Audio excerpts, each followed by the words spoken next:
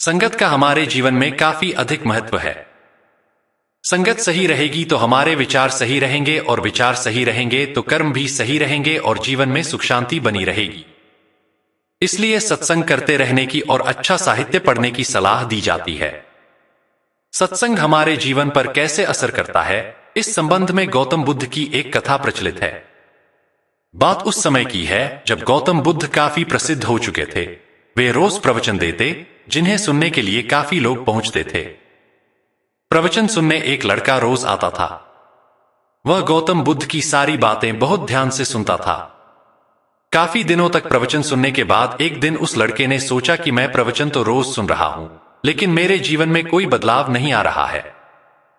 बुद्ध बातें तो अच्छी बताते हैं, लेकिन कुछ लाभ नहीं हो रहा है। मुझे इस बारे में बुद्ध से बात करनी चाहिए। अगले दिन वह लड़का बुद्ध से बात करने की इच्छा लेकर पहुंच गया। बुद्ध का प्रवचन शुरू हुआ और वे कह रहे थे कि अगर कोई व्यक्ति हम पर गुस्सा करता है तो वह हमसे ज्यादा खुद का नुकसान करता है। अगर हम भी दूसरे के गुस्से का जवाब गुस्से से ही देते हैं तो हम खुद का नुकसान कर लेते हैं।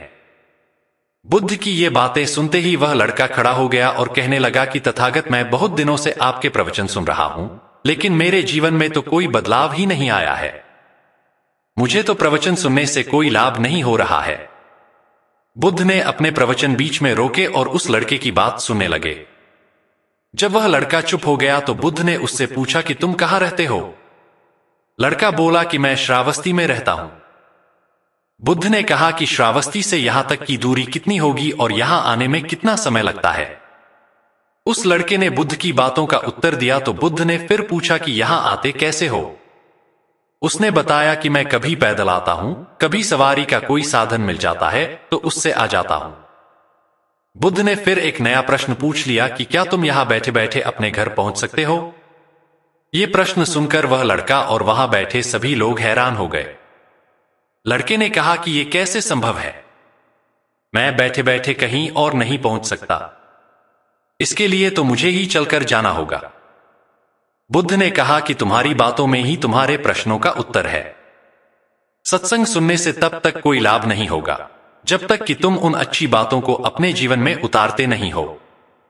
जब तक तुम अच्छे काम नहीं करोगे, इच्छाओं का त्याग नहीं करोगे, बुराइयों से दूर नहीं रहोगे, तब तक तुम्हारे जीवन में कोई बदलाव नहीं आएगा। सिर्फ प्रवचन सुनने से, यहां बैठने से जीवन में कोई बदलाव नहीं आएगा। बुद्ध ने आगे कहा कि अगर तुम कोई अच्छा करना चाहते हो तो उसके लिए तुम्हें प्रयास करना होंगे, विचार करने से काम नहीं होगा।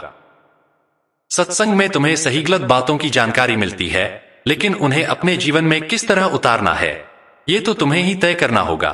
तुम्हें प्रयास करने होंगे, तभी जीवन में सुख शांति और सफलता आएगी। सत्संग करते रहने से हमारी बुद्धि पवित्र रहती है और हमारा मन गलत बातों से बचा रहता है। अगर हम सत्संग नहीं करेंगे तो हमारे विचार भटक सकते हैं। इसलिए अच्छी किताबें पढ़नी चाहिए, अच्छे लोगों की संगत में रहना चाहिए।